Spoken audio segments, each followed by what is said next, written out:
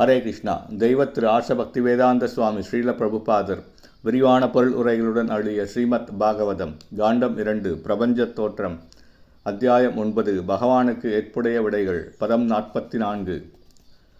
தஸ்மா இதம் பாகவதம் புராணம் தசலக்ஷணம் புரோக்தம் பகவதா பிராக பிரீத புத்ராய பூதகிருத். மொழிபெயர்ப்பு. அதன் பிறகு முழுமுதற் கடவுளால் விவரிக்கப்பட்டதும் 10 சிறப்பு இயல்புகளை கொண்டதும் வேத அனுபந்தமுமான ஸ்ரீமத் பாகவதம் தந்தையால் பிரம்மா அவரது மகன் நாரதருக்கு திருப்தியுடன் கூறப்பட்டது. பொருளுரை. ஸ்ரீமத் பாகவதம் 4 பதங்களில் பேசப்பட்டது என்றாலும் அதற்கு 10 சிறப்பு இயல்புகள் உள்ளன. அவை அடுத்த அத்தியாயத்தில் விளக்கப்பட உள்ளன. இந்நான்கு பதங்களில் பகவான் சிருஷ்டிக்கு முன்பே இருந்தார் என்றும் இதனால் ஸ்ரீமத் பாகவதத்தின் துவக்கம் ஜென்மாதி அஸ்ய எனும் வேதாந்த வாக்கியத்தை உள்ளடக்கியுள்ளது என்றும் ஆரம்பத்தில் கூறப்பட்டது. ஜென்மாதி அஸ்ய என்ற வாக்கியமே ஆரம்பம்.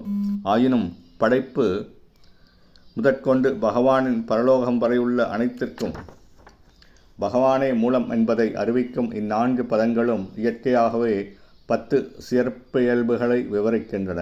பகவான் 4 பதங்களை மட்டுமே பேசினார் என்பதால் அதனால் எஞ்சியுள்ள 17,996 பதங்கள் பயனற்றவை என்ற தப்பெண்ணத்துடன் இதை ஒருவன் தவறாக புரிந்து கொள்ளக்கூடாது.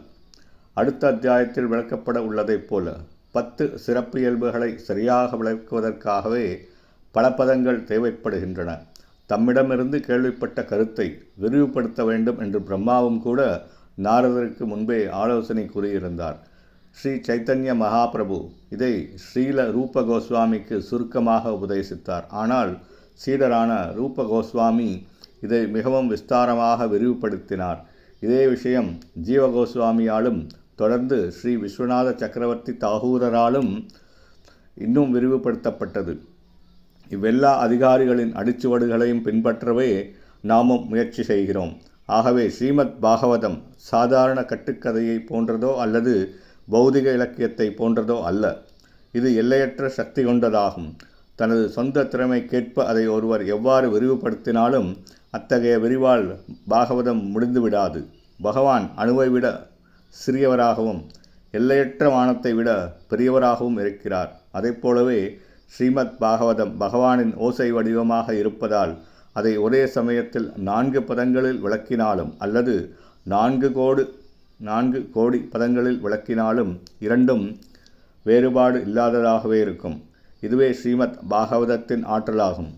ஹரே கிருஷ்ணா.